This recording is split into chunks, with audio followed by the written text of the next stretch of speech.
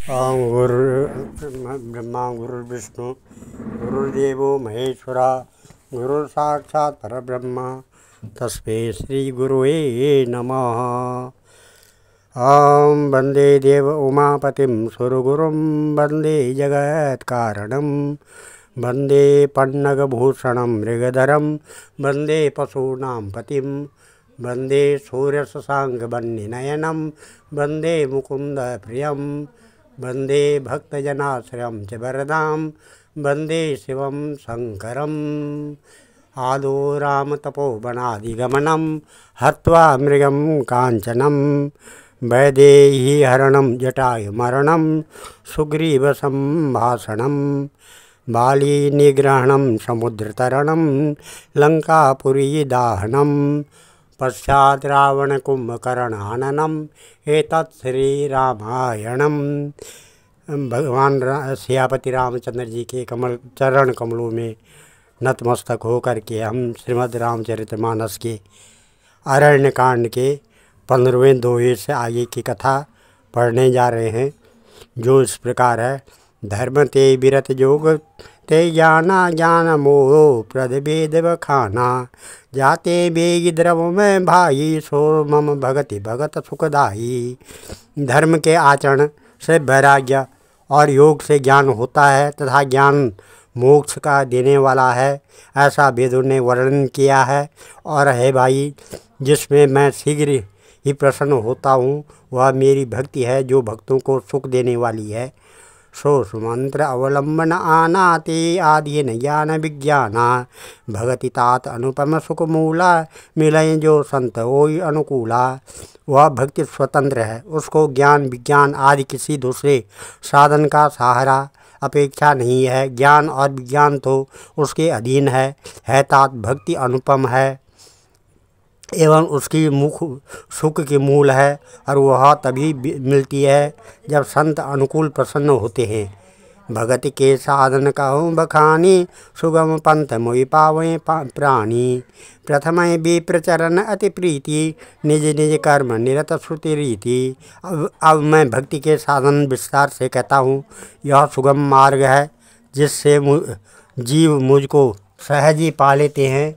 पहले तो ब्राह्मणों के चरणों में अत्यंत प्रीति हो, वेद की रीति के अनुसार अपने अपने वर्णाश्रम कर्मों के में लगा रहे। ये कर फल मुनि विषय विरागा तब मम धर्म उपज अनुरागा श्रवणादिक नव भक्ति दृढ़ाई मम लीला रति अति मन भाई। इसका फल फिर विषयों से वैराग्य होता है। तब वैराग्य होने पर मेरे धर्म भागवत धर्म में प्रेम उत्पन्न होगा। तब श्रवण आदि 9 प्रकार की भक्तियाँ दृढ़ होंगी और मन में मेरी लीलाओं के प्रति अत्यंत प्रेम होगा। संत चरण पंकज अति प्रेमा मन क्रम वचन भजन दृढ़ नेमा गुरु पित मातु बंधु पति देवा सब मोहि कहाँ जाने दृढ़ सेवा।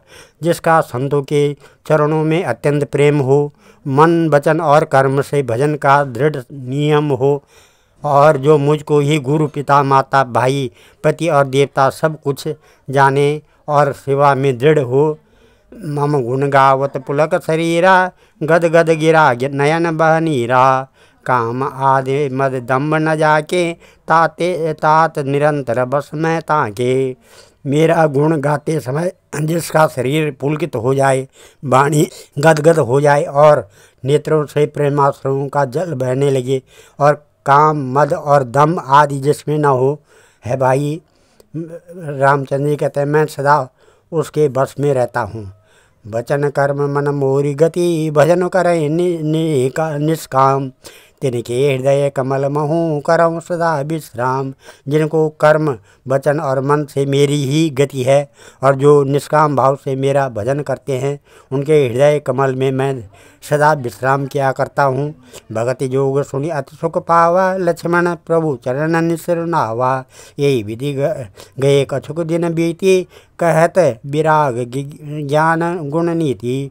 इन भक्तियों को सुनकर लक्ष्मण जी ने अत्यंत सुख पाया और उन्होंने प्रभु श्री रामचंद्र जी के चरणों में सिर नवाया।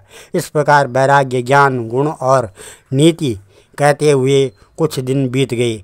शूर्पणखा रावण के बहनी, दुष्ट हृदय दारुण जस आहनी। पंचवटी सो गई एक बारा, देखी विकल भई जुगल कुमारा। शूर्पणखा नामक रावण की एक बहन थी, जो नागिन के समान भयानक और दुष्ट हृदय की थी। वह एक बार पंचवटी में गई और दोनों राजकुमारों को देखकर विकल काम से पीड़ित हो गई। भ्राता पिता पुत्र उर्गारी, पुरुष मनोहर निरखत नारी। होई विकल सक मनय न रोकी, जय जिमि रवि मणि द्रव रवि विलोकी। काकभूषण जी कहते हैं, है गरुड़, शूर्पणखा जैसी राक्षसी धर्म ज्ञान शून्य कामांध स्त्री मनोहर पुरुष को देखकर, चाहे वह भाई पिता पुत्र ही हो, विकल हो जाती है और मन को नहीं रोक सकती है। जैसे सूर्यकांत मणि सूर्य को देखकर द्रवित हो जाती है, ज्वाला से पिघल जाती है। रुचिर रूप धरे प्रभु पै जाई, बोली बचन बहुत मुस्काई। तुम सम पुरुष नमो सम नारी, यह संजोग विधि रचा बिचारी। वह सुंदर रूप धरकर प्रभु के पास जाकर और बहुत मुस्कुराकर वचन बोली, न तो तुम्हारे समान कोई पुरुष है, न मेरे समान स्त्री। विधाता ने यह संयोग जोड़ा बहुत विचार कर रचा है। मम अनुरूप पुरुष जग माही, देखूँ खोज लोक त्यों नाही। ताते अब लगी रही कुमारी, मनुमाना कछु तुम ही निहारी। मेरे योग्य पुरुष वर जगत में नहीं है, मैंने तीनों लोगों को खोज देखा, इसी से मैं अब तक कुंवारी अविवाहिता रही। अब तुमको देखकर कुछ मन माना चित ठहरा है। सीतई चितई कही प्रभु बाता, अहै कुंवार मोर लोग भ्राता। गई लक्ष्मण रिप भगनि जानी, प्रभु बिलो के बोले मृदवाणी। सीता जी की ओर देखकर प्रभु श्री रामचंद्र जी ने यह बात कही कि मेरा छोटा भाई कुम्हार है। तब वह लक्ष्मण जी के पास गई। लक्ष्मण जी उसे शत्रु की बहन समझकर और प्रभु की ओर देखकर कोमल वाणी से बोले, सुंदरी सुनो मैं कह कर दासा, पराधीन नहीं तोर सुपासा।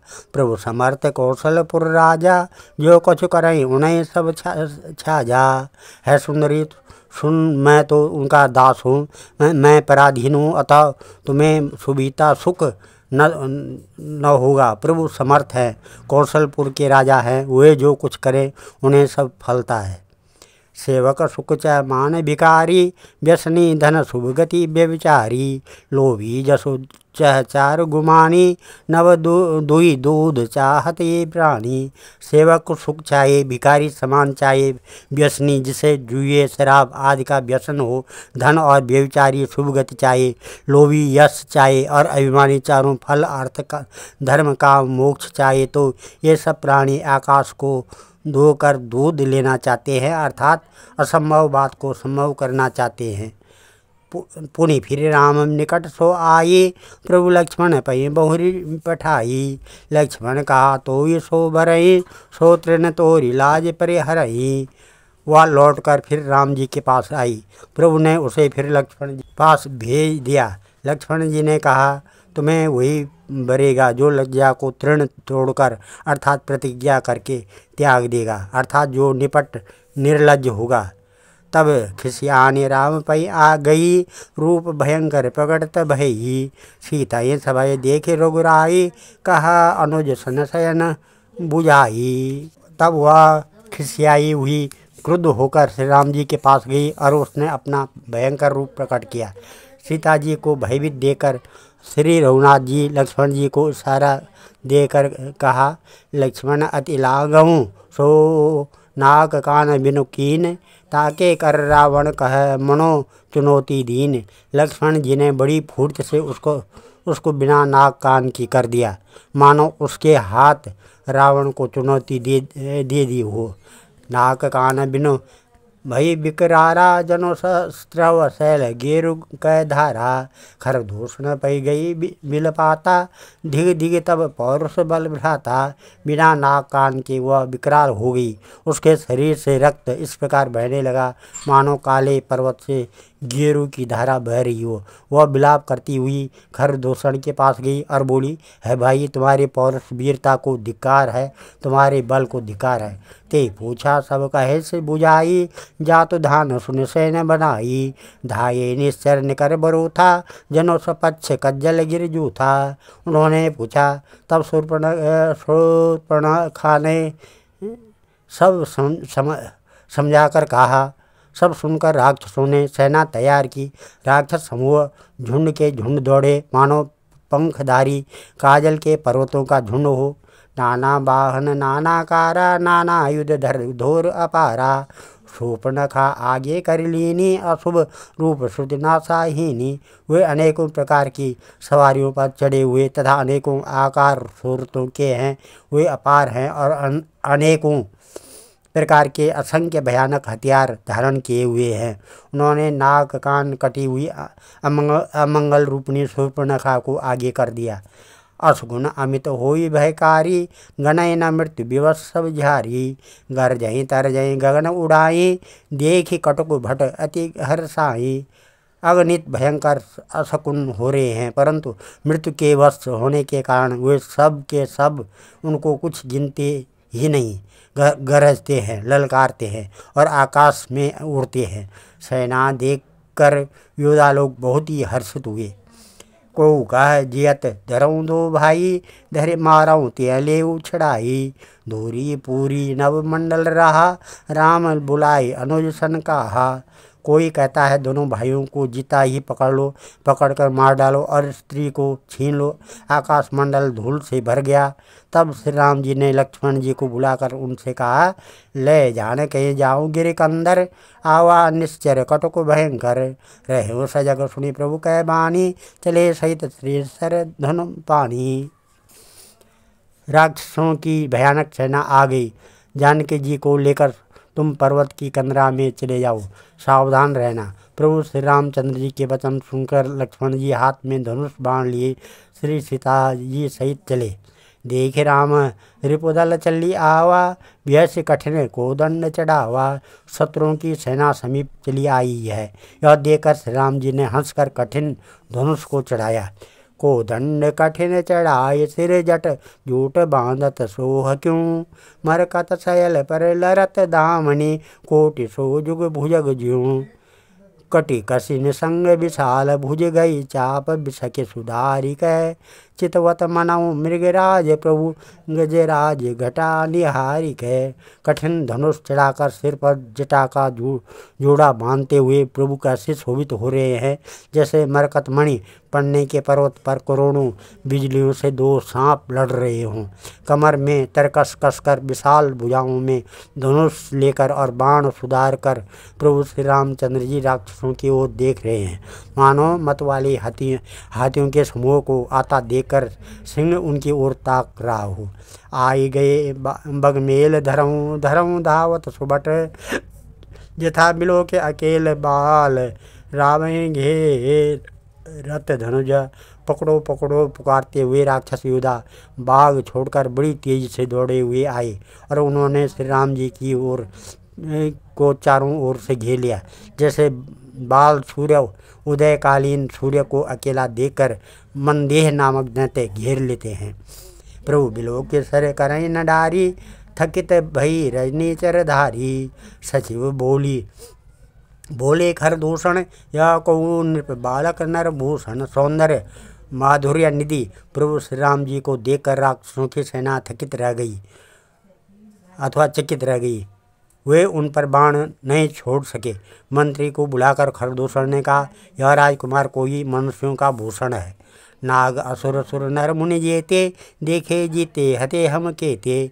हम भरी जन्म सुनाओ सब भाई, देख नहीं असे सुंदरताई। जितने भी नाग असुर देवता मनुष्य और मुनि हैं, उनमें हमने न जाने कितने ही देखे, जीते और मार डाले, पर है सब भाइयों सुनो, हमने जन्म भर में ऐसी सुंदरता कहीं नहीं देखी। यद्यपि भगनी कीन कुरूपा, बदलायक नहीं पुरुष अनूपा। देव तुरत निज नारी दुराई, जेत भवन जाओ दो भाई। यद्यपि इन्होंने हमारी बहन को कुरूप कर दिया, तथापि ये अनुपम पुरुष वध करने योग्य नहीं है। छिपाई हुई अपनी स्त्री हमें तुरंत दे दो और दोनों भाई जीते जी घर लौट जाओ। मोर कहा तुम ताई सुनाऊं तासु वचन सुनि आतुर आहूँ। दूतन कहा राम सन जाई, सुनत राम बोले मुस्काई। मेरा यह कथन तुम लोग उसे सुनाओ और उसका वचन उत्तर सुनकर शीघ्र आओ। दूतों ने जाकर यह संदेश श्री रामचंद्र जी को कहा।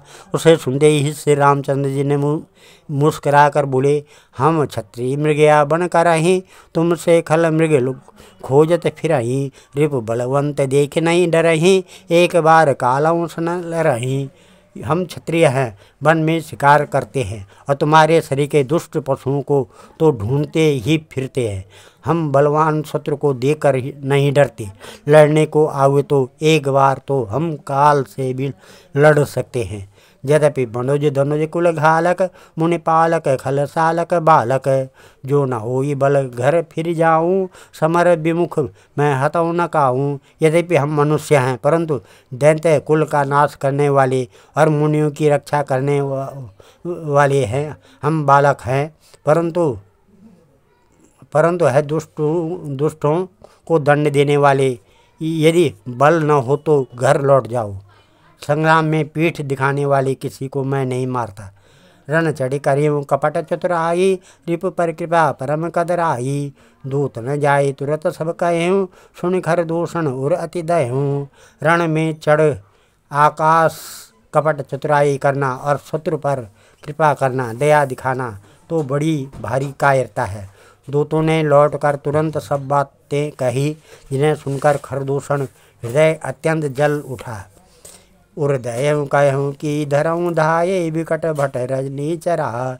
सर चाप तोमर शक्ति शूल कृपान, परिदे परुष धरा। प्रभु कीन धनुष टकोर, प्रथम कठोर घोर भयावह। भय बधिर व्याकुल जातु धान, न ज्ञान ते अवसर रहा। खरदूषण का हृदय जल उठा। तब उन्होंने कहा, पकड़ लो, कैद कर लो। यह सुनकर भयानक राक्षस योद्धा बाण धनुष तोमर शक्ति सांग शूल बर्छी कृपाण कटार परिद और फरसा धारण किए हुए दौड़ पड़े। प्रभु श्री राम जी ने पहले धनुष का बड़ा कठोर घोर भयानक टंकार किया, जिसे सुनकर राक्षस बहरे और व्याकुल हो गए। उस समय उन्हें कुछ भी होश न रहा। सावधान हुई धाये, जाने सबल आरती। लागे बरसन राम पर अस्त्र, सब शस्त्र बहुभांति। फिर वे शत्रु को बलवान जानकर सावधान होकर दौड़े और श्री रामचंद्र जी के ऊपर बहुत प्रकार के अस्त्र शस्त्र बरसाने लगे। तिनके आयुध तिल समय कर काटे रघुवीर, तानि सरासन श्रवण लगी पुण्य छाड़े निज तीर। श्री रघुवीर जी ने उनके हथियारों को तिनके के समान टुकड़े टुकड़े करके काट डाला।